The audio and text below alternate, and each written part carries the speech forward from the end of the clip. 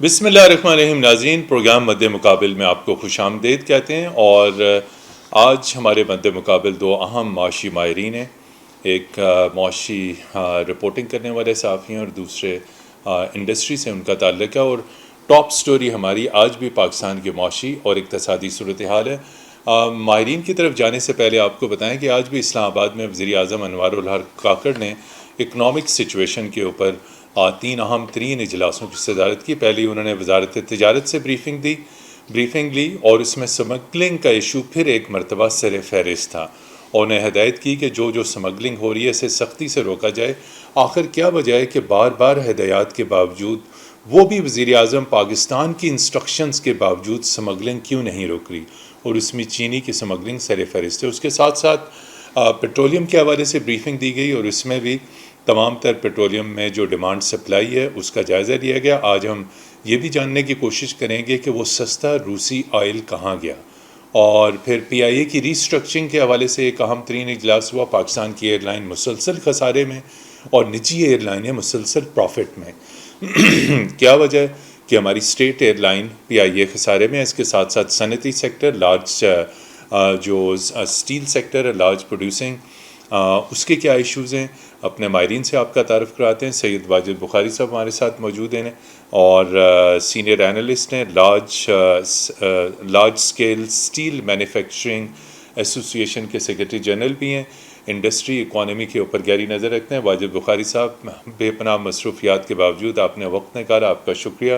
اور ناظرین ان کے ساتھ موجود رکھتے ہیں سید مہتاب حیدر صاحب، کسی طرف کے محتاج نہیں، اور economic reporting, industry, economic issues, trade issues, energy سے متعلق معاملات پر گہری نظر رکھتے ہیں. مہتاب حیدر صاحب، آپ نے بھی وقت نکالا اپنی بے پناہ مصروفیات میں سے، آپ کا بھی بہت شکریہ. واجد بخاری صاحب، ایشوز ہیں کیا؟ چونکہ جو لارج انڈسٹری ہے جس کے اوپر سپر ٹیکسز لگے ہوئے ہیں، اس میں اگر ہم بات کریں سب سے پہلے تو اسٹیل سیکٹر کی. اسٹیل سیکٹر پاکستان کی اکانومی کا بیک بون ہے. جتنا کنسٹرکشن کو بوم پاکستان میں ملا، اس میں 2 ہی چیزیں سب سے زیادہ استعمال ہوتی ہیں. سب سے سر فہرست سیمنٹ، اسٹیل اور اس کے ساتھ کیمیکل. لیکن اتنی ڈیمانڈ کے باوجود، اتنی کھپت کے باوجود، آخر یہ اسٹیل سیکٹر جو پاکستان کی معیشت میں بھی ایک اہم کردار ادا کر رہا ہے، خسارے کا شکار ہے. پروڈکشن 40% ڈاؤن ہو چکی ہے. بخاری صاحب، کیا وجہ پروڈکشن ڈاؤن ہو چکی ہے؟ میں آپ کا بہت شکریہ ادا کرنا چاہوں گا جی ٹی وی کا کہ آپ نے مجھے موقع دیا کہ اسٹیل سیکٹر کا پوائنٹ آف ویو آپ کے سامنے میں رکھوں. جیسا کہ آپ نے بالکل درست فرمایا کہ اسٹیل کسی بھی ملک کی اکانومی کی ایک بیک بون، ایک ریڑھ کی ہڈی کی حیثیت اسٹیل رکھتا ہے. لیکن پاکستان میں یہ جو ریڑھ کی ہڈی ہے وہ گریجولی اس پہ بڑی it's in serious crisis. Especially پچھلے حالیہ کچھ عرصے میں پاکستان میں جو اوور آل ایک اکنامک کی سچویشن رہی ہے، جس میں پاکستانی روپے کی بہت میسو ڈیویلویشن ہوئی ہے. شرح سود جو ہے اس وقت آسمان سے ہائیسٹ ہے، بالکل انفلیشن ہائیسٹ ہے. پاکستان میں ہمارے ریجن میں آپ اگر اس کا مقابلہ کریں ویتنام سے، بنگلہ دیش، انڈیا، چائنا، ان تمام سے ہمارے ہاں بجلی کا ریٹ زیادہ ہے. اس کی وجہ سے ساؤتھ ایشیا میں پاکستان میں بجلی کا ریٹ سب سے زیادہ ہے اور ہمارا صنعتی صارفین کے لیے، جی صنعتی بھی اور ادروائز بھی ریٹ زیادہ ہے. اب اس کی وجہ سے ان تمام چیزوں نے یہ اگر اس کا کیومولیٹو افیکٹ دیکھیں تو اس نے اسٹیل سیکٹر کے لیے ایک کرائسس کی سچویشن کھڑی کر دی ہے. اور ڈیویلویشن کی وجہ سے پھر یہ بھی ہوا کہ پرائسز اس کی بڑی، انٹرنیشنلی اسکریپ کی پرائسز میں اضافہ ہوا. اس کی وجہ سے امپورٹ ہو رہا ہے. تمہارا سارا اسکریپ پاکستان میں جتنی بھی اسٹیل میکنگ ہوتی ہے وہ ساری امپورٹڈ اسکریپ سے ہوتی ہے. اب اس کی وجہ سے جب پرائسز بڑھیں تو گورنمنٹ کے جتنے بھی پروجیکٹ تھے وہ سارے اسٹینڈ سٹل پہ آ گئے اور لوگ پروجیکٹ چھوڑ کے بھاگ گئے ایک طرح سے. تو اس سے یہ ہوا کہ اسٹیل کی کھپت میں بھی کمی آئی اور اس میں سارا ہمارا steel sector as a result اس کی وجہ سے ایک کرائسس کی طرح کی سچویشن دیکھ رہا ہے. تو اس میں کیا آپ سجیسٹ کرتے ہیں کہ اس بحران کو حل کے لیے فوری طور پر، چونکہ یہ تو پاکستان کی اکانومی کی آپ نے کہا بیک بون ہے، کنسٹرکشن ہے، چاہے وہ پبلک ہے، پرائیویٹ ہے، اور اس کے اوپر بڑا نیگیٹو افیکٹ پڑ رہا ہے، اور پھر کاسٹ آف کنسٹرکشن بہت بڑھ رہی ہے، چاہے وہ گھروں کی ہو، اپارٹمنٹس کی ہو، کمرشل بلڈنگس کی ہو، تو شارٹ کٹ سلوشن کیا آپ کے پاس؟ دیکھیے متین ادر صاحب، میں سمجھتا ہوں کہ اس وقت جو ملک جس طرح کی کرائسس ہم فیس کر رہے ہیں اس میں حکومت کے لیے شاید یہ ممکن نہیں ہوگا کہ وہ انٹرسٹ ریٹ کم کر دیں. ایون جو روپیہ جو ڈیویلویشن ہو رہی ہے وہ بھی ہماری حکومت شاید نہیں کر سکے گی. بجلی کی قیمت، پیٹرول کی قیمت وہ جس طرح بڑھ رہی ہے اس میں تو وہ شاید انڈسٹری، ریلیف نہ دے سکے. کسی انڈسٹری کو بھی وہ شاید کوئی ریلیف نہ دے سکے. لیکن جن ایریاز میں ریلیف دے سکتے ہیں وہ یہ ہیں کہ جو سمگلنگ ہے، جو پاکستان میں ایران سے آ رہی ہے، اسٹیل آ رہا ہے، اور ایران سے افغانستان کے راستے سے بھی اسٹیل آ رہا ہے، جو کہ سالانہ ہمارے اندازے کے مطابق تقریباً 5 لاکھ ٹن اسٹیل جو سمگل ہو کے آ رہا ہے، اور اس کی وجہ سے سالانہ حکومت کو 25 ارب روپے کا جو ریونیو کا صرف لاس ہو رہا ہے. اور یہ 5 لاکھ ٹن سٹیل جو ہے ہمارے پاکستان کی ٹوٹل پروڈکشن کا تقریباً 10% بنتا ہے. It's a huge amount. اگر حکومت سمگلنگ کو، جو کہ بہت ہی اٹس اے ڈویبل چیلنج جس کو ہم روک سکتے ہیں، اور اس پہ حکومت اقدام بھی لے رہی ہے اور اس پہ بڑی میں سمجھتا ہوں ایفرٹ ہو رہی ہے. اور مہتاب حیدر صاحب، آج بھی پرائم منسٹر انوار الحق کاکڑ نے کامرس منسٹری سے بریفنگ لیا اور کامرس، اکانومی، تمام ایشوز پہ، اور جس طرح واجد بخاری صاحب کہہ رہی ہیں سمگلنگ، آج کی میٹنگ میں بھی smuggling top of the agenda تھا. تو آپ کیا سمجھتے ہیں کہ ایک تو سمگلنگ جو انہوں نے ذکر کیا پیٹرولیم کی بھی ایران سے آ رہی، لیکن جو میجر سمگلنگ ہے وہ پاکستان سے افغانستان، اور ایک موقر انگریزی روزنامے نے چارٹ بھی شائع کیا کہ کس طرح کراچی سے چینی کا بھرا ہوا ایک پورا کنٹینر کس رستے سے کیسے افغانستان داخل ہوتا ہے. یوریا بھی ہو رہی ہے، آپ کی گندم بھی ہو رہی ہے، آپ کی دیگر چیزیں بھی ہو رہی ہیں. تو انہوں نے کہا کہ سمگلنگ بڑا ایشو ہے. تو ہر میٹنگ میں پرائم منسٹر کہتے ہیں کہ کریک ڈاؤن ہوگا، ہم اس کو آہنی ہاتھ سے نپٹیں گے، لیکن وہ آہنی ہاتھ نظر نہیں آ رہا اور سمگلنگ چلے جا رہی ہے. دیکھیں، اس سے پہلے کہ میں آپ کے سوال کا جواب دوں، جو بخاری صاحب نے بات کی ہے میں تھوڑا سا اس کو آگے بڑھانا چاہتا ہوں. جی پلیز. پاکستان کی اکانومی کا اگر اس ٹائم ایک ورڈ میں اگر آپ ڈسکرائب کرنا چاہیں، ایک لفظ میں جی، تو وہ لفظ ہے اسٹیگفلیشن. اسٹیگفلیشن سے مراد کیا ہوتی ہے؟ اسٹیگفلیشن سے مراد ہوتی ہے کہ آپ کی گروتھ لو ہے، انفلیشن ہائی ہے. اس کا الٹیمیٹ ریزلٹ کیا ہے؟ گروتھ لو ہے اور انفلیشن زیادہ ہے. جی بالکل.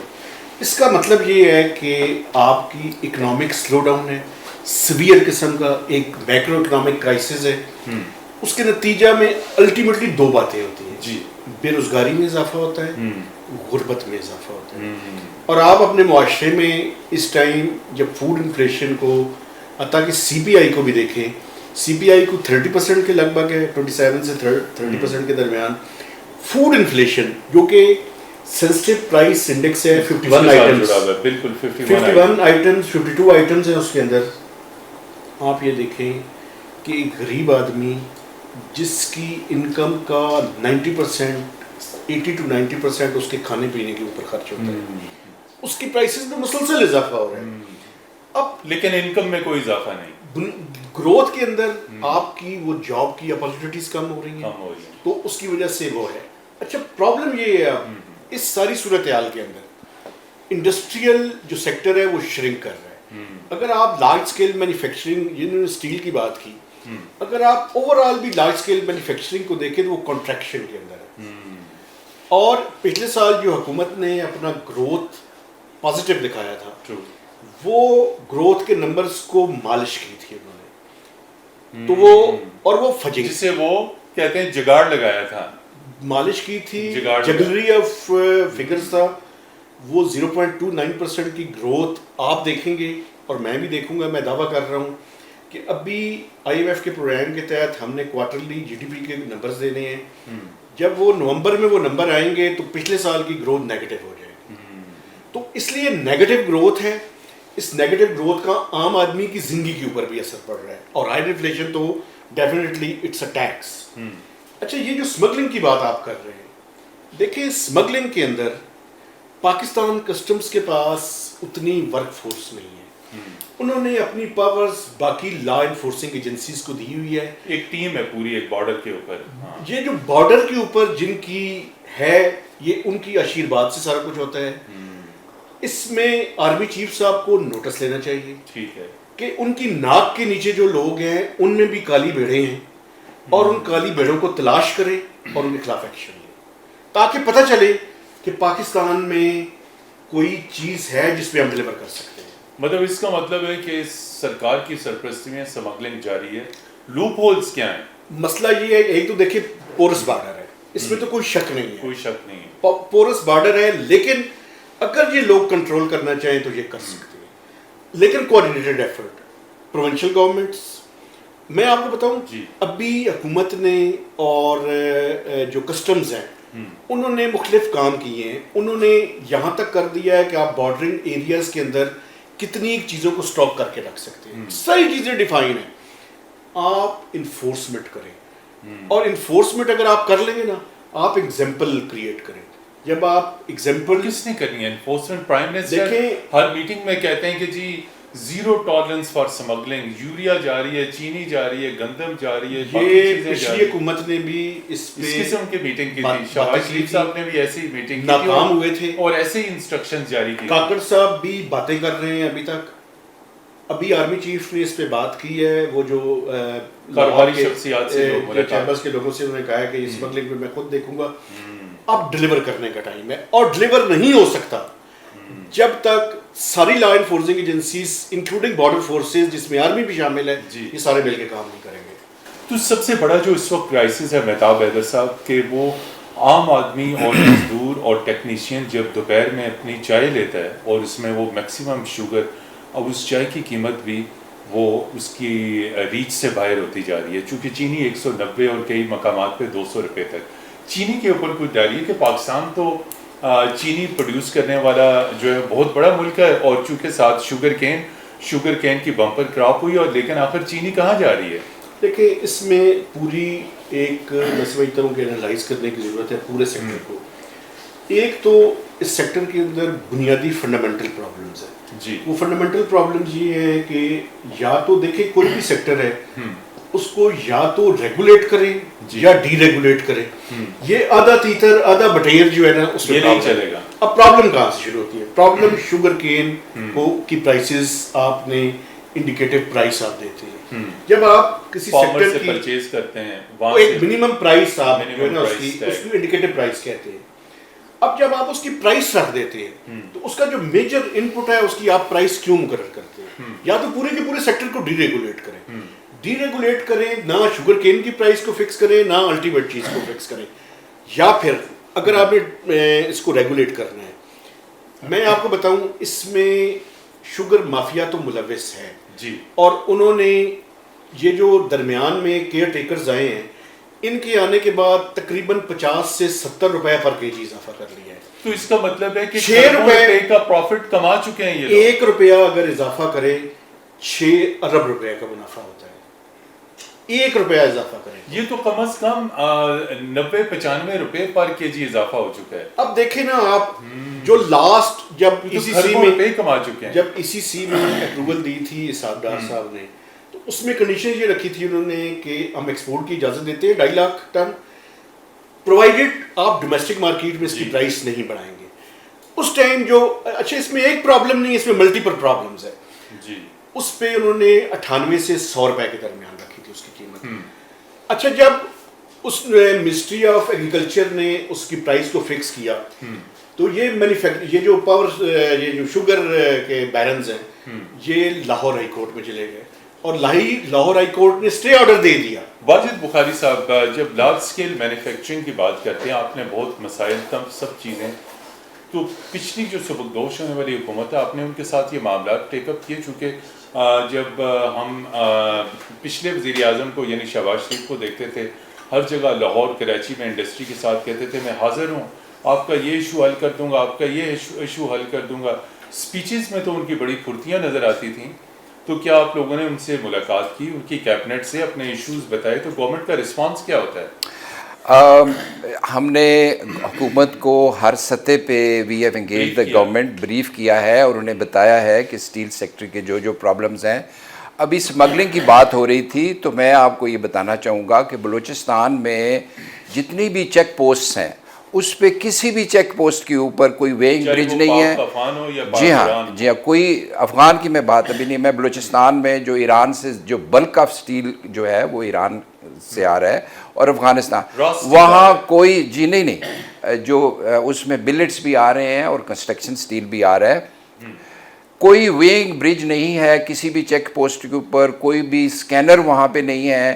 تو یہ تو کوئی چیک نہیں ہے. اور اس میں وہ کیا کرتے ہیں کہ گاڑی اگر 100 اور 140 ٹن کی آتی ہے, اس کی جی ڈی 40 ٹن کی پہلے بنائی جاتی تھی, ابھی شاید انہوں نے 60 ٹن کر دی ہے. تو یہ تو سمگلنگ تو ایک آرگنائزڈ کرائم کی ایک ہے. اور میں ایک اور بھی آپ کی نوٹس میں لانا چاہوں گا کہ پچھلے 3 سے 4 سالوں میں اسٹیل سیکٹر جو ہے وہ چھٹا, it is the 6th largest exporting sector. اور صرف ایک سال میں جو گزشتہ فائنینشیل ایئر تھا اس میں اسٹیل سیکٹر کی جو کاپر کی صرف ایکسپورٹ ٹو چائنا جو ہے وہ $400 ملین بڑھی. اور آج یہ سیکٹر $1 بلین سے زیادہ ایکسپورٹ اسٹیل کی, جس میں کاپر بھی ہے, الومینیم بھی ہے, اور جتنے بھی بڑے پلیئرز ہیں وہ ڈائیورسیفائی کرنے کی کوشش کر رہے ہیں. اب اس میں یہ ہے کہ گورنمنٹ اگر تھوڑا سا ہینڈ ہولڈنگ کرے, اور جو ایشو گورنمنٹ کے بس میں نہیں ہے چلیں اس کو چھوڑ دیں, آپ اس میں جو فیسیلیٹیشن کی ایلیمنٹ بہتر کریں, جو ایکسپورٹس ریلیٹڈ سکیمز ہیں اس میں FBR کو حکومت اگر تھوڑا انکریج کرے کہ اس سیکٹر کو وہ سپورٹ کریں, تو اس میں مزید ایکسپورٹس کے بڑھنے کے دیر آر فنمنل, اس میں جو ہے وہ ایکسپورٹ بڑھائی جا سکتی ہے.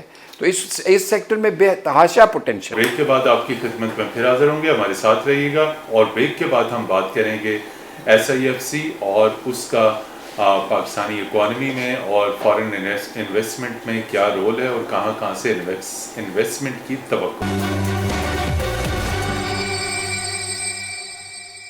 جی ناظرین, پروگرام مد مقابل میں خوش آمدید. اور آج جہاں ہم بات کر رہے ہیں پاکستان کے اکنامک ایشوز کی, انڈسٹریل ایشوز کی, پاکستان میں سرمایہ کاری کے شعبے میں بے پناہ مسائل ہیں, رکاوٹیں ہیں.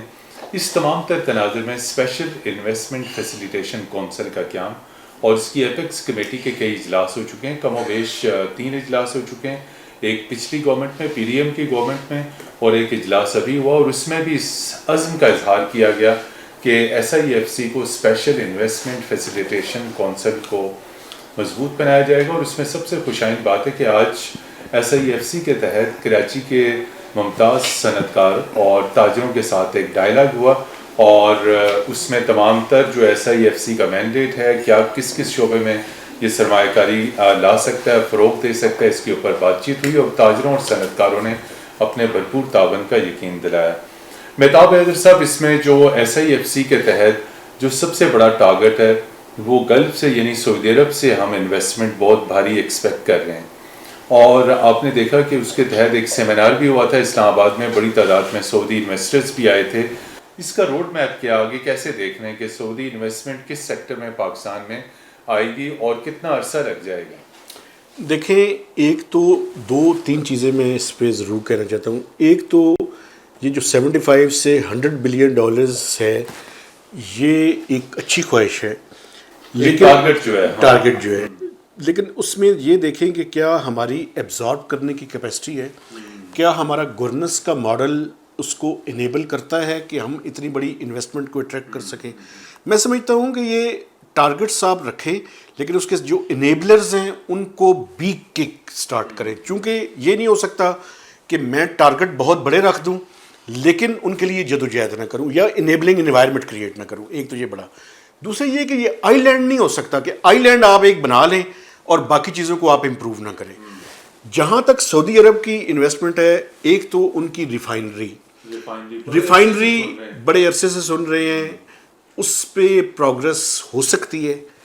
وہ کوئی 10 سے 12 بلین ڈالرز کے درمیان اس کی مالیت ہے. گوادر کے اندر جی وہ گوادر کے اندر ہماری خواہش ہے, لیکن گوادر کے اندر نہیں ہو سکے گی. ہب میں اس کے چانسز زیادہ ہیں. ہب کا جو انڈسٹریل ایریا ہے, جی بالکل.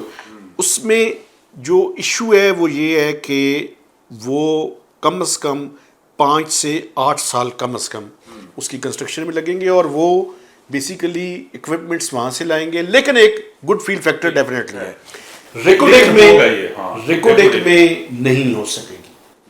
اس کی وجہ یہ میں آپ کو بتا دیتا ہوں. جی اس کی وجہ یہ ہے کہ ریکوڈیک میں جو پاکستان اور جو فورن انویسٹر ہے، آپ کو پتا ہے کہ پہلے ان کا ڈسپیوٹ چلتا رہا، ڈسپیوٹ کے بعد وہ ایشو ریزالو ہوا.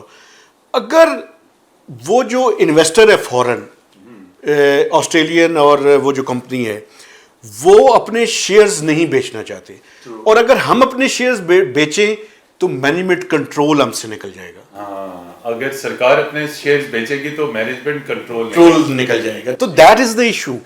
ہم ابھی تک کنونس کر رہے ہیں ان کو. وہ کہتے ہیں جی ہم نے ابھی سٹارٹ کی ہے تو ہم اپنے شیئرز دینے کے لیے اس ٹائم تک وہ تیار نہیں ہیں. ایک یہ ایشو ہے. تیسرا سولرائزیشن کے پروجیکٹس ہیں جن میں وہ انٹرسٹڈ ہے. 600 میگا واٹ کا بالکل تیار ہے، لیکن اس کے اندر بھی دیکھیں یہاں پہ ہے چینی نہیں، سعودیز بھی بھی انٹرسٹڈ ہیں. مسئلہ اس کے اندر یہ ہے کہ نیپرا نے جو اس کا ٹیرف رکھا جی وہ ٹیرف وائبل نہیں ہے. آپ ایک کام کریں، یا تو ہم وائبل ٹیرف دیں انویسٹر کو. ویسے حل کیا ہے، آپ کمپٹیٹو ٹیرف پہ کیوں نہیں جاتے، آپ کوئی ٹیرف نہ دیں، جو اوپن بڈنگ کے اندر ٹیرف آئے اس پہ دے دیں کسی کو جو وائبل ہو. اب یہ تو نہیں ہو سکتا کہ آپ اس کا ٹیرف وہ رکھیں جس پہ کوئی انویسٹر آنے کے لیے تیار ہی نہ ہو. تو ٹیرف کو ریشنلائز کرنا. بخاری صاحب، آپ اس سیکٹر میں انڈسٹری کو بڑے عرصے سے دیکھ رہے ہیں، اور بڑے چھوٹے چھوٹے ممالک جو ہیں وہ اس وقت اربوں ڈالر کی فارن انویسٹمنٹ کو اٹریکٹ کر چکے ہیں.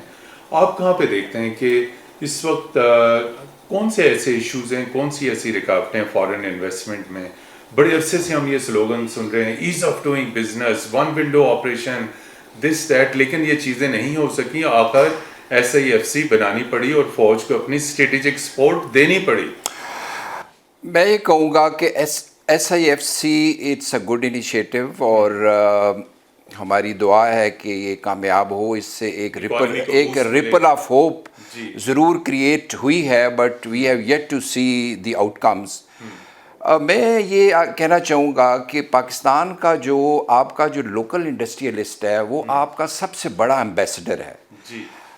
SIFC میں جو اسٹریٹجک ایسٹ ہے، وہ جو ایسٹ ہے، آپ اس پروجیکٹ کے SIFC کے تحت بھی آپ جو ایک انیشیٹو لے رہے ہیں اس کو بھی لے کے چلیں، لیکن جی ہاں اس میں سارا کریں، اس میں بالکل ضرور کریں، لیکن جو لوکل انویسٹر ہے اس کو بھی اگنور نہ کیا جائے. وہ آپ کا وہ سب سے بڑا ایمبیسڈر ہے، اور ان کو جب اگر آپ کا ایمبیسڈر اگر خوش نہیں ہے تو پھر اس صورت میں بھی ہم یہ توقع نہیں کر سکتے کہ باہر سے آ کے لوگ انویسٹ کریں گے.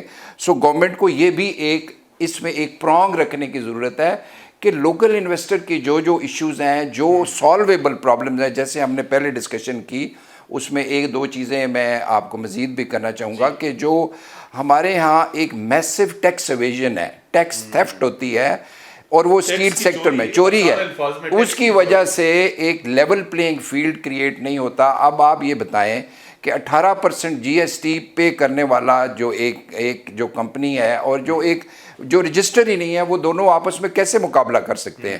تو اس وقت حکومت سمگلنگ کے علاوہ جو ایک اپنے جو اس میں گورنمنٹ انفورسمنٹ کو سٹرونگ کر کے، ریٹ کو نافذ کر کے، آپ ان ایریاز پہ بھی سائیڈ بائی سائیڈ ان کو لے کے چلیں، تو یہ ایک ہولسٹک جب ہم اپروچ ساتھ چلیں گے، میں یہ سمجھتا ہوں کہ اس سے ملکی اکانومی کو ہم آگے لے کے چل سکیں گے اس سے. جی یہاں پہ لیتے ہیں ایک بریک، اور بریک کے بعد جب آخری سیگمنٹ میں ہم بات کریں گے پیٹرولیم سیکٹر کی، انرجی سیکٹر کی. اگرچہ کہ کچھ بات ہوئی، لیکن آج بھی وزیر اعظم کی صدارت میں اجلاس ہوا پیٹرولیم اور PIA کے حوالے سے ہم جاننے کی کوشش کریں گے کہ یہ سیکٹرز بھی مسلسل ٹربل کا شکار کیوں ہیں. جی ناظرین، پروگرام مد مقابل میں خوش آمدید، اور آج ہمارے مد مقابل دو اہم شخصیات ہیں، سید مہتاب حیدر صاحب اور سید واجد بخاری صاحب. مہتاب حیدر صاحب، پیٹرولیم کا سیکٹر، سب سے پہلے تو پاکستانی عوام کو یہ شنید یہ خبر دیں کہ وہ سستا روسی آئل کہاں گیا، اور وہ روسی آئل آپ یہ بتائیے کیا وہ IMF کی کنڈیشنز میں وہ بھی ہے یا اس سے وہ آزاد ہے؟ دیکھیں، آپ ایک یا دو کنسائنمنٹس منگوا کر اگر آپ یہ سمجھتے ہیں کہ پاکستان میں اس کا امپیکٹ کریٹ کر لیں گے، وہ ممکن نہیں، یہ ممکن نہیں ہے. It will take time. آپ شیئر ان کا بڑھائیں آہستہ آہستہ، کیونکہ ابھی تو ان کا شیئر اتنا کم ہے کہ وہ بڑا نگلیجیبل قسم کا ہے. لیکن امپورٹ جاری ہے، شپمنٹ ہو رہی ہے. مسئلہ یہ ہے کہ آپ یہ دیکھیں نا، اٹ ول ٹیک ٹائم. اور دوسرا دیکھیں، ہمیں جو پاکستان کے بنیادی طور پہ لوگ ہیں ان کے ساتھ پورا سچ بولنا چاہیے.